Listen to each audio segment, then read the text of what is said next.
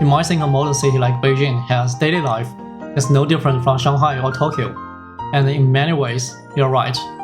But if you know where to look, you can peel back the layers of modernity and find the soul of old Beijing. That soul lives in the Hutong. This is how local civilians lived for centuries. Walking through them is like stepping back in time. You will find this surprising mix of old and new.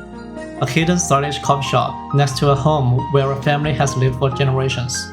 A trendy art boutique next to a corner store selling yogurt in old-fashioned ceramic jars. You will see lifelong residents sitting there and chatting with their neighbors. And don't be surprised if they strike up a conversation with you, even without shared language. This is my stereotype of Beijing. So where should you go for the best Hutong experience? There are many Hutong areas, but they offer very different experience. Let me break down the top 3 ones.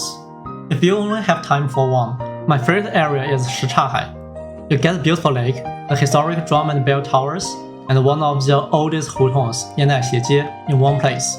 It feels like a real neighborhood, and the nightlife is fantastic. You can just grab a drink at the bar by the water and enjoy the view. Next, the one you will definitely hear about, Nanlu Guxiang. Should you go? Here's my honest take. Think of Nanlu Guxiang less as an authentic neighborhood, and more as a bustling pedestrian street. It has become extremely commercialized, and is packed with snack stores, souvenir shops, and huge crowds.